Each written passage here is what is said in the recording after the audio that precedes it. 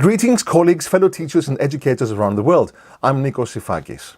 In today's Everything English Language Teaching, I'll provide the answer to a question that I get very often. In the university courses and other teacher training seminars that I'm involved with, I almost always ask my students and trainees to provide a comprehensive account of their teaching context. I am not alone in this. The same task is part of most, if not all, assignments involving teachers of English. Put simply, every time a teacher is required to present an original task, an original or adapted lesson, any such kind of thing, in a comprehensive way, they are, first of all, required to provide an account of their teaching context. But what do we mean by teaching context? Well, let me break down the question of teaching context into two sub-questions. The first one asks simply, why? Why do I need to provide my teaching context? What I want to do is present a lesson I've taught, a task I've prepared, a test I've put together. Why do I need to talk about my context? The answer is simple, because when we talk about any endeavor that centers around the language classroom, be it teaching, learning, assessing, testing, and so on, no one can make sense of anyone else's points unless they understand the specifics of their situation. Where they teach, what learners they teach, to what purpose they teach, how they teach. How can I learn from your teaching experiences when I don't know anything about you and your learners? How can I contribute my thoughts to your worries and problems unless I have a comprehensive understanding of exactly how these worries are situated? How can you help me if I don't explain my own teaching situation? How can we enter any kind of fruitful dialogue about our lessons if we don't have a mutual understanding of each other's teaching specifications? Providing such information is essential because no two classes are the same. Even the same class with the same students is different depending on the day, the time, the room, but even other things like the weather, individual learners' mood, your own mood, and so on. So, we have established the need for providing a comprehensive description of our teaching context. Now, let's go to the second sub-question. What do we include in such a description? Well, there are four general categories that should be included. Each category responds to a simple WH question. Where, who, what and why, I conflate these two together for reasons of simplifying the description, and how. In your presentation of the various features of your teaching context, always move from the specific to the general, from the most immediately available information to the less accessible information, or from the more known to the least known.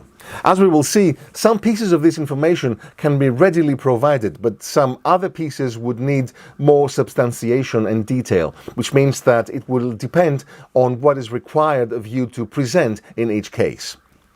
So let's consider each one of the four categories of teaching context in turn, beginning with the where.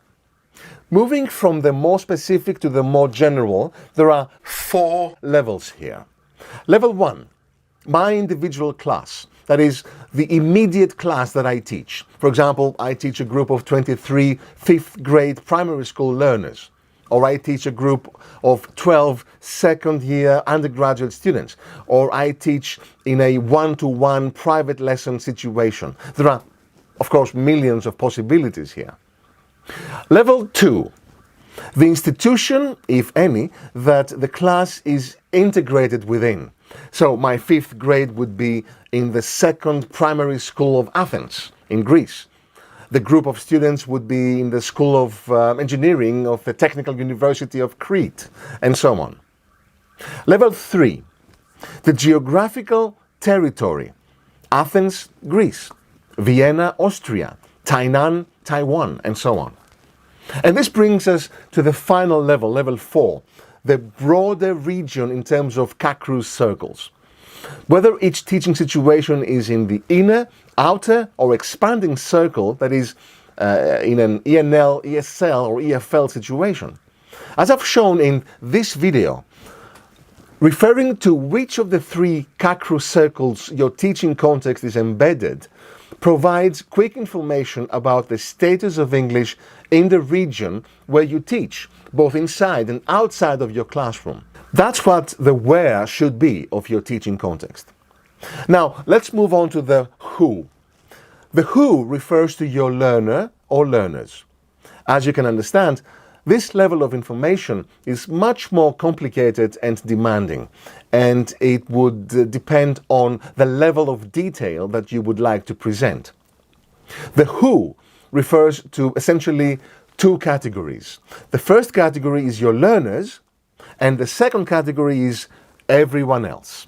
With regard to your learners, you can present information that is immediately available, such as their age and their gender. Depending on the situation, you can then provide further details, if they are available to you, regarding your learner's personal language profile, the current proficiency level in English, the extent to which individual learners are monolingual, bilingual, or multilingual, or whether there are any language-related learning disabilities, such as dyslexia.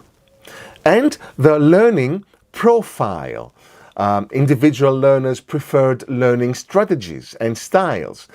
Also, their attitudes towards using and learning English, their attitudes towards and motivation regarding this specific class and its so-called target situation. With regards to the other category that includes all the other stakeholders, here you can present information about learners' parents or sponsors. For example, if you teach the employees of a particular company, then the company may pay for their tuition, so they have a say.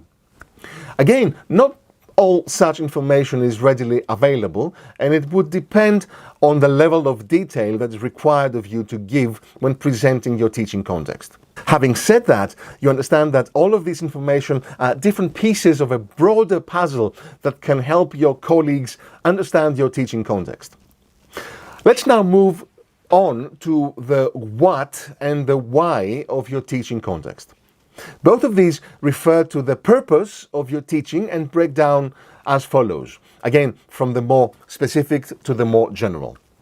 The textbooks that you use, the syllabus that these textbooks follow, and the broader curriculum in which the syllabus and textbooks are integrated. Again, not all of the information may be readily available to you here, but you should be able to provide information on the textbooks, including information about the workbooks, grammar books, dictionaries, and any other print-based or online materials that you use as input in your class. The syllabus and curriculum may be more complicated. The curriculum is a document that offers guidelines and broad specifications for the aims of a teaching situation. The syllabus typically specifies the day-to-day or week-to-week program of the topics to be covered and specific aims to be met. In many cases, the syllabus might be identified with the textbook's contents, but in most cases, you should be able to determine what the curricular situation for your teaching context is.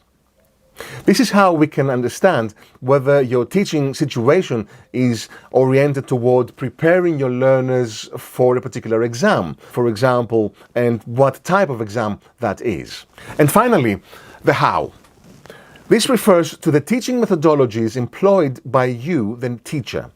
This is another feature that would require a more extensive analysis, as there are different things to consider and questions to be addressed here. What teaching methodology is employed? Are you following the communicative language teaching approach? Are you using the task-based instructional framework? And to what extent is your teaching style a mixture of different approaches? In your description of your teaching context, you should be able to provide at least some general information of the how. So there you have it. A presentation of your teaching context should include information on the where, who, what and why, and how. By providing such information, you are helping your colleagues form a really comprehensive understanding of your own context. You can then move on to talking about issues, concerns, or any instructional experimentations that you want to carry out. What are your own thoughts on teaching context? How important do you consider presenting information that is comprehensive? Are the 4 categories presented in this video helpful to you? Let me know in the comments. As always, I look forward to communicating with you. Bye for now.